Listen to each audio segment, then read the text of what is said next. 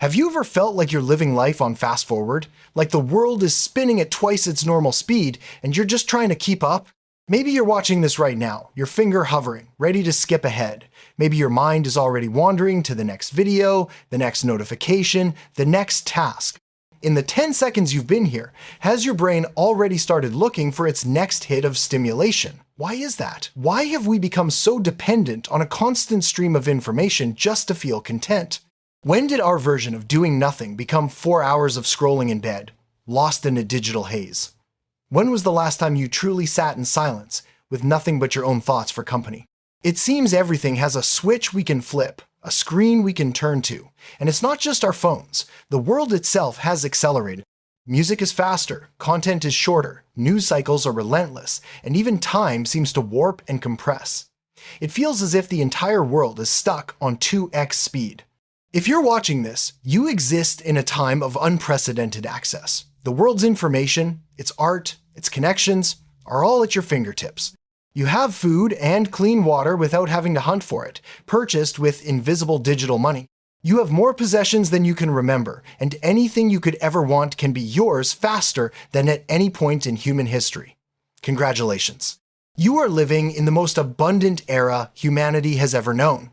And yet, doesn't it sometimes feel a bit empty? This feeling isn't an accident. Since we were children, we've been slowly building a dependency on speed, comfort, and technology. It's an addiction that makes focusing on the real moments in life feel difficult, almost tedious, because we've been trained to expect an instant payoff. We know that whatever holds our attention now will be replaced by something new in moments, causing hours, days, and years to blur into a static haze. If this trend continues, if the world keeps getting exponentially faster, we risk reaching the end of our lives, only to look back on a journey that feels like it was never truly lived. To understand how we got here, we have to travel back not just a few years, but millennia. For most of human history, we were like any other animal, driven by the simple, urgent need to survive. Then, we developed language. This was the spark. Information, the currency of the mind, could suddenly be shared, stacked, and spread. Our brains, wired for survival, craved it. In the past, more information meant a better chance of living to see another day. You didn't need to touch the fire yourself if someone could tell you it burns. This ability to learn from the experiences of others, to build a collective knowledge, is what made us the dominant species on the planet. For thousands of years, this information spread at the speed of the human voice.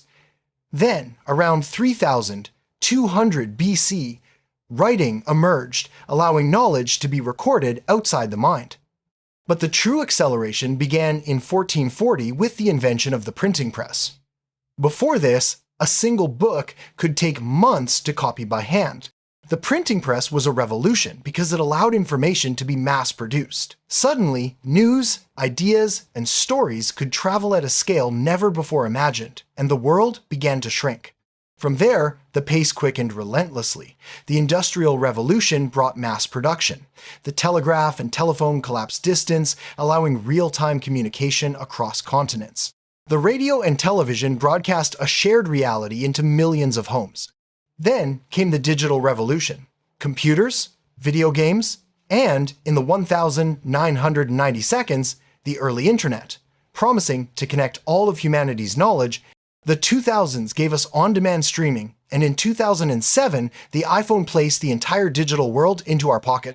Today, everything that was once a separate, world-changing invention, the library, the telephone, the television, the camera, is now a single, seamless function on a device that rests in the palm of your hand. And it's not just the digital realm. Transportation, communication, convenience, everything is faster. You can have a conversation with someone on the other side of the planet, face to face, in real time. You can have a meal delivered to your door in minutes. You can learn any skill, listen to any song, or watch any movie instantly. And now, AI promises to make it all even faster, easier, more efficient. If you were to bring a person from the 16th century to today, the sheer speed and sensory overload might literally stop their heart. Now, imagine what the world will feel like to us in another 100 years. So why does this matter? If life is more comfortable and efficient, Isn't that a good thing? Yes, but it comes at a cost. The first cost is the illusion that we are saving time. We watch videos on 2x speed, telling ourselves we're being efficient, that we'll use the time we save for something important. But what do we do with those saved minutes? Usually, we just fill them with more consumption. We're trying to reach the end of a stream of content that is, for all practical purposes, infinite. Every minute, over 500 hours of video are uploaded to YouTube alone. There's so much content on that single platform that it would take you over 50 years of non-stop watching to get through just 14.5 hours of uploads. You could watch at 10x, 100x, or even 30,000x speed, and you would still only be keeping up with the new content being uploaded to YouTube in real time, let alone the rest of the internet. Speeding up content doesn't save you time. It just helps you waste time faster. The second cost is the erosion of our ability to delay gratification. The modern world trains us to expect everything now. So, when something takes time, a real, meaningful goal, it feels almost impossible. Think of the great minds of history. Isaac Newton invented calculus at 24, not with the help of the internet, but with long, quiet, and likely boring hours of focused thought. Would he have been able to achieve that in a world where a distraction was always a single touch away? How many great works of art, science, and literature will never be created because the minds that could have created them were lost to the infinite scroll? We live in a world that tells us the payoff should be instant.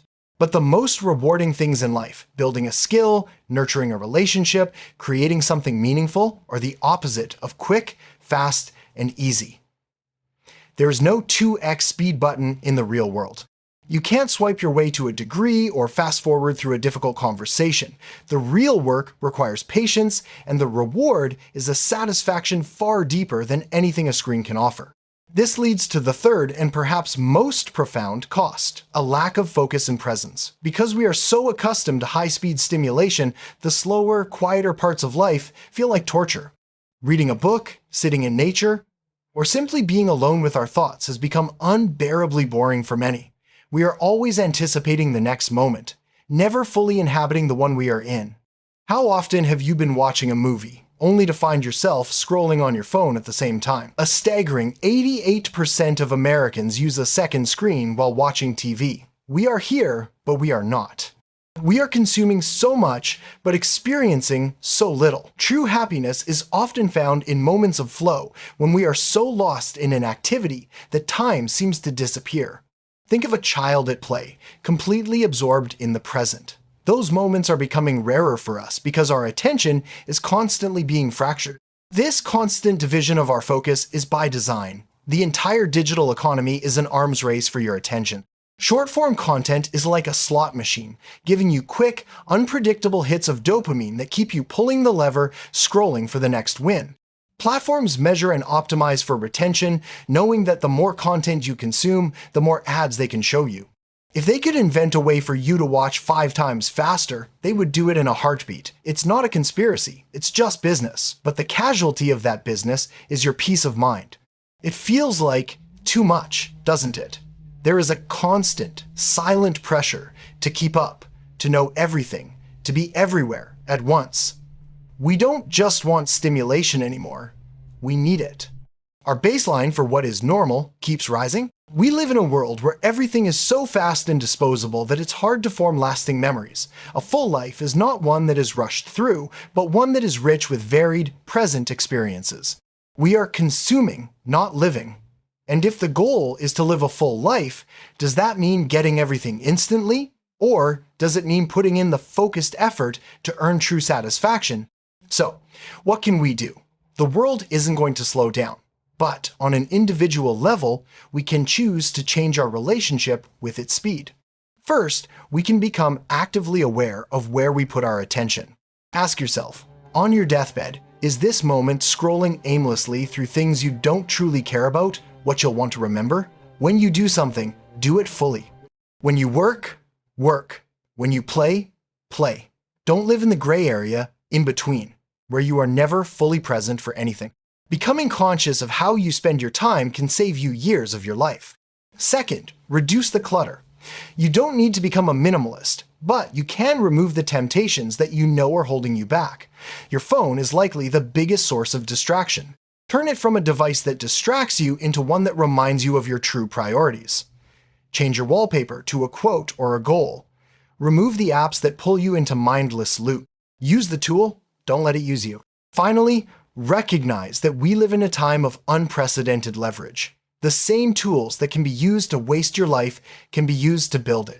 The internet can be a source of endless distraction or a tool for limitless learning.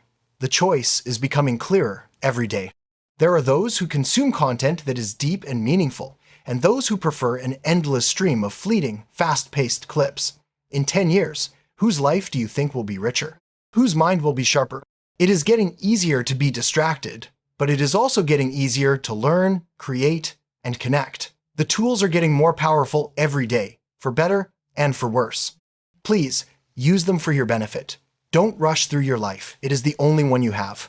The Buddha once said, "Be where you are, otherwise you will miss your life." In a world that is obsessed with speed, perhaps the most radical thing you can do is to slow down, to be present, and to truly live.